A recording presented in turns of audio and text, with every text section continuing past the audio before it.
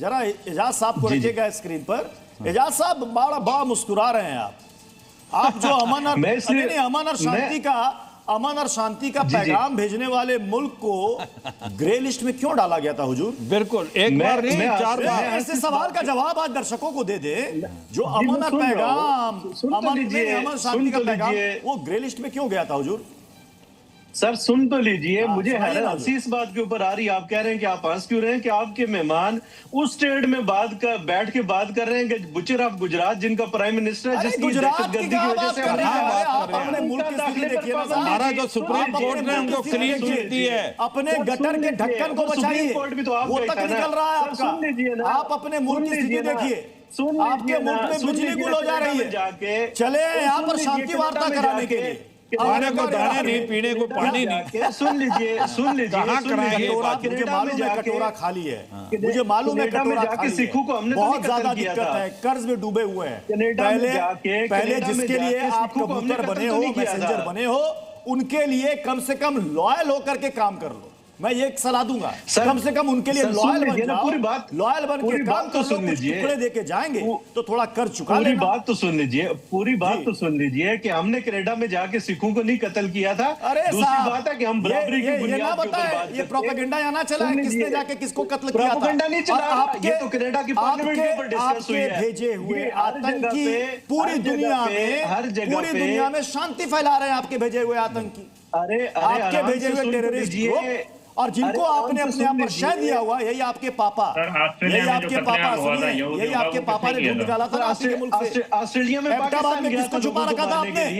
एबटाबाद में किसको छुपा रखा था? पाकिस्तान ने दहशतगर्दी की थी। एबटाबाद में आपने किसको छुपा रखा था? किस सूफी संत को छुपा रखा था आपने? बताइए जरा, नाम बता दीजिए आज नाम बता दीजिए। पाकिस्तान दहशतगर्दी अभी आप अपने जिस मालिक के लिए जी हजूरी कर रहे हो, जिस मालिक के लिए मैसेंजर बने हुए, वही मालिक आया था ना एबटाबाद से।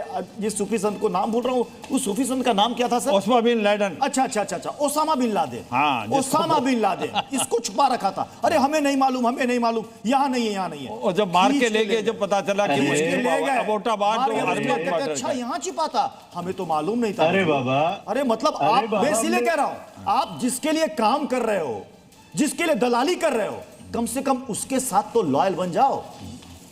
देखो प्रत्युष शर्म रखो, आप उसके लिए लॉयल बन जाओ। आप प्रत्युष एक चीज और देखो कि जब ट्रंप 1.0 था तो उसने जो मिलिट्री एड थी पाकिस्तान को बंद कर दी।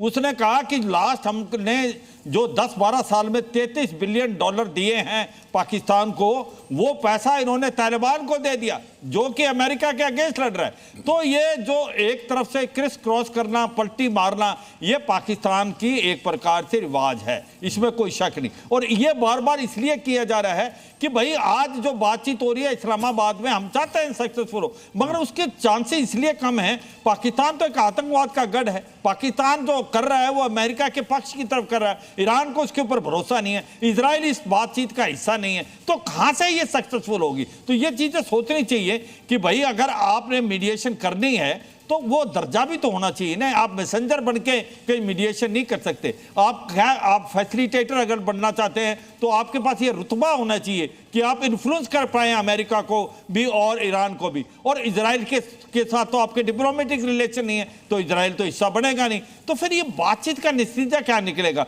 मुझे लग नहीं रहा कि कोई है। जब भी बार बार आ रही है कि ये बातचीत अगर जिनेवा में होती तो शायद इसका सोल्यूशन निकलने के चांसेस थे, क्योंकि वहां पर इजराइल भी हिस्सा बन सकता था, इजराइल भी पार्टिसिपेट करता। तो ये आपको झांकना पड़ेगा। और ये बात कर रहे हैं आप, देखो पाकिस्तान के अंदर वो कहते हैं ना कि आपके अंदर पॉलिटिकल इंस्टेबिलिटी है, इकोनॉमिक क्राइसिस है, आतंकवाद बढ़ता जा रहा है। टीटीपी वहां आपको खैबर पख्तूनख्वा में बलूचिस्तान लिबरेशन आर्मी एक फ्रीडम स्ट्रगल कर रही है। देखो पाकिस्तान तो खुद सिविल वार की तरफ जाने की किरदार पे है, वो कहां बातचीत कराएगा? तो आप ये सोचो। संजय सुई सर, मैं इसके दूसरे पहलू पर आ रहा हूं।